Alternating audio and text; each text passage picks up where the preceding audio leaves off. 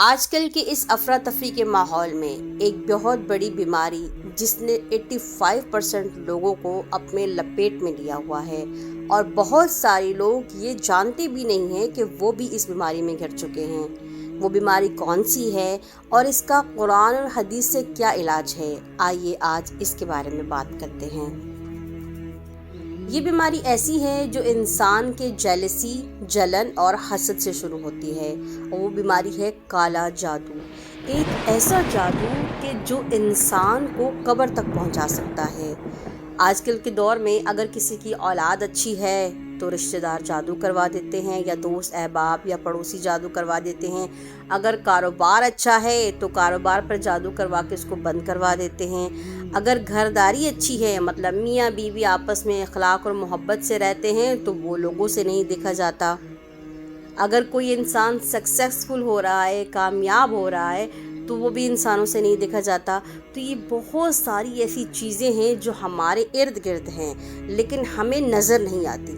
ہم اکثر گھروں میں ناچاکیاں بلا وجہ شروع ہو جاتی ہیں، لڑائیاں شروع ہو جاتی ہیں، بلا وجہ ہی کوئی بات نہیں ہوتی اور میاں بیوی کی آپس میں ڈیورس ہو جاتی ہے۔ بلا وجہ ہی اچانک کوئی ایسا بڑا حادثہ ہو جاتا ہے کہ انسان اپاہج ہو جاتا ہے۔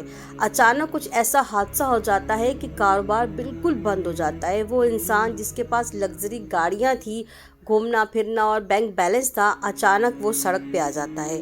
یہ تمام چیزیں جو ہے وہ اسی کی لپیٹ میں آتی ہیں، اور دوسری اس کے ساتھ چیز کیا ہے، وہ ہے نظر بد۔ اول بات تو یہ ہے کہ نبی صلی اللہ علیہ وسلم نے فرمایا ہے کہ اپنی نعمتوں کو چھپا کے رکھا کرو، لیکن آج کل کے اس دور میں سب سے خطرناک چیز ہے موبائل فون۔ ہم نے گاڑی خریدی، آپ نے اسٹیٹس لگا دیا۔ آپ کے بچے کو اچھی پوزیشن ملی، آپ نے اسٹیٹس لگا دیا۔ آپ کہیں گھومنے گئے، آپ نے اسٹیٹس لگا دے۔ جتنے لوگ دیکھتے ہیں وہ حسد کرتے ہیں، وہ حسرتیں کرتے ہیں، وہ نظر کی وجہ سے آپ جو ہے کامیابی سے پھر سڑک پر آ جاتے ہیں۔ تو سب سے پہلے تو اپنی نعمتوں کو چھپانے کی کوشش کریں، اور اس کے بعد اس کا علاج۔ سب سے پہلی شرط کیا ہے یہ آپ سنیں کہ آپ نے 5 وقت نماز پڑھنی ہے۔ 5 وقت نماز لازماً پڑھنی ہے۔ پوری گھر کے افراد، جتنے بھی آپ کے گھر کے افراد ہیں، نابالغ بچوں کو چھوڑ کر، 12 سال سے آپ کا بڑا بچہ ہے تو اس سے لے کر پوری فیملی جو ہے وہ 5 وقت کی نماز ادا کرے۔ یہ لازماً ہے، یہ ضروری ہے۔ اور اس کے علاوہ اگر آپ کے گھر میں کوئی ایسا ٹیڈی بیئر، کوئی ایسا کارٹون، کوئی ایسی شکل، کوئی ایسی پکچر جو جانور کی ہے گھر میں موجود ہے تو اس کو ہٹا دیں۔ اور تیسری شرط کیا ہے کہ اپنے گھر کے تکیے، گدے، چادریں، ان کو پاک کریں۔ ان کے اوپر جو غلاظت لگی ہوتی ہے یا بچوں نے پیشاب کیا ہوتا ہے، اور جہاں غلاظت ہوتی ہے وہاں شیاطین بسیرا کر لیتے ہیں۔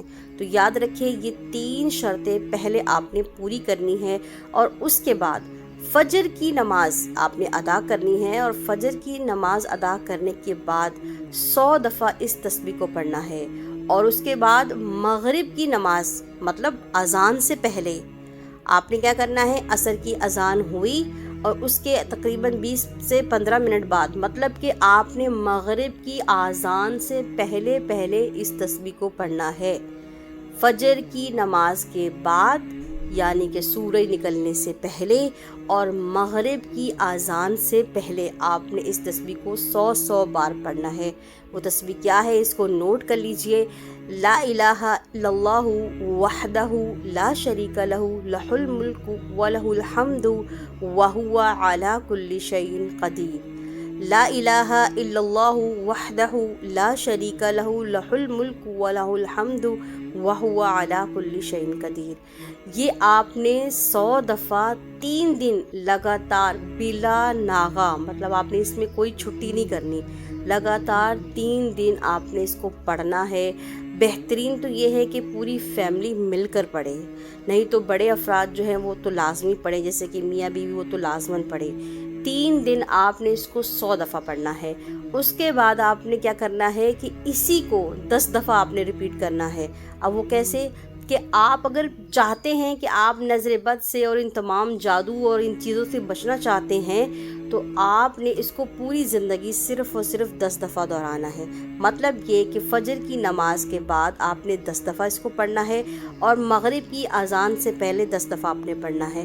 تو یہ اس چیز کو آپ نے اپنی زندگی کا معمول بنا لینا ہے، یعنی کہ یہ ایسا ڈوز ہے جو آپ کو ڈاکٹر نے دیا ہے اور کہا ہے کہ بھئی اگر آپ نے اس کو نہیں لیا نا تو آپ بہت بڑی بیماری میں گھر جاؤ گے، یا آپ کا بہت بڑا نقصان ہو جائے گا، یا آپ کو ایسی بیماری لگ جائے گی جس کا علاج ہی نہیں ہے۔ تو اس لیے اس چیز کو آپ نے اپنے پلو میں باندھ لینا ہے اور لازماً اس پر عمل کرنا ہے۔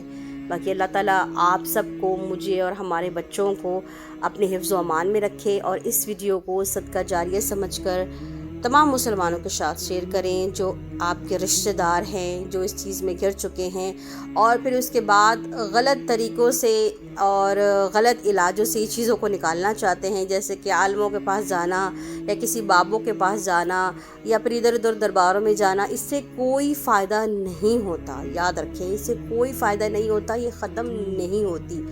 اس کو آپ خود ہی ختم کر سکتے ہیں۔ جو اس بیماری میں گھرا ہوا ہے وہی اپنی تکلیف کو سمجھ سکتا ہے، کوئی تیسرا آپ کی تکلیف کو نہیں سمجھ سکتا، اور تعویذوں سے، ان جھاڑ پھونک سے، ان چیزوں سے کوئی علاج نہیں ہوتا۔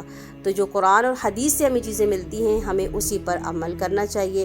تو اس چیز کو اپنی زندگی کا معمول بنا لیجئے، 3 دن لگاتار پڑھ کے دیکھیے، انشاءاللہ آپ کو رزلٹ خود ہی دکھنا شروع ہو جائیں گے۔